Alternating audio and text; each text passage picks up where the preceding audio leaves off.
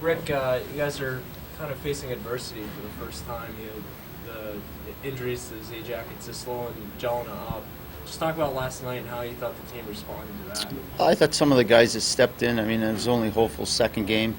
Thought he provided some energy and did some good things. Kelly Zajac has had a tough, basically no training camp on, and I thought he came in and did a pretty good job. He's had a couple setbacks injury-wise, and it was good to get his first game in. Didn't see a ton of ice in the third period, but made the play on the insurance goal, getting the third goal. So, everybody else has pretty much been in the lineup, and we've used all 7D up to this point pretty regularly. Obviously, Jelena has a big hole to fill, but I thought we've been playing a good team game pretty much from day one, and I thought again we did our 5-on-5 play last night was pretty solid.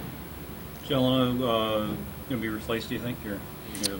Here, I don't know. We haven't discussed that. I think it's a game-by-game basis. It's a little contrast from what we've seen here in the past, but we're down to, we don't have any healthy scratches right now. So everybody heading into tomorrow is healthy as of right now. And then if we need be, I think Saturday, if a recall situation occurs, then we'll make it when the time presents. Do you have an emergency guy if you need to put somebody back on D? When you're carrying 6D, and if someone will go down, no, we'd be scrambling. No, we're not far away from Elmira, and we can get a guy here. Obviously, we're on a in-game live update. So if something were to happen in the first period, we could get a call in and have a guy on the road right away. So. Any idea how long those guys are going to be out? Zajac, significant time. Sislo's day-to-day. What are those injuries? Upper body. Which is which? Rick, big crowd last night. You knew it coming in. You talked to the guys ahead of time about trying to withstand the early energy that was going to come out with Utica. How do you think the guys came out and able to establish an early lead? How important was that? Our first period was. I thought we won. I told the guys after. I thought we won the game in the first period, and it's a pretty big team.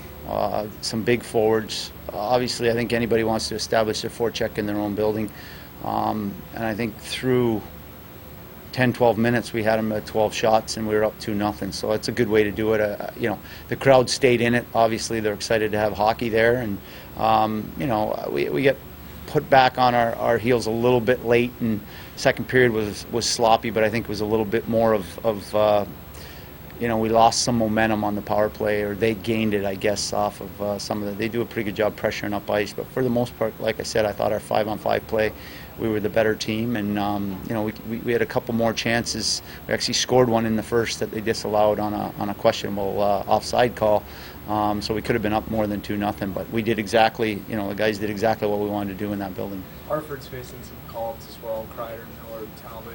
What can you expect out of them? You know what? We kind of let them off the hook in our first game of the season.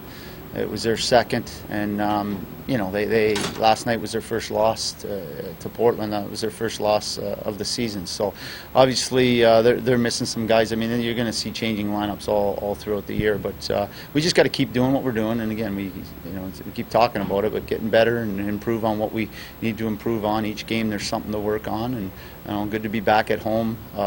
We got to be smart this weekend. We're coming off our 2 games, long trip, right back, into a opposing team's building, and a lot of bus, and a little bit of bus in between. So we got to be smart and keep doing what we're doing, keep playing a simple, hard game.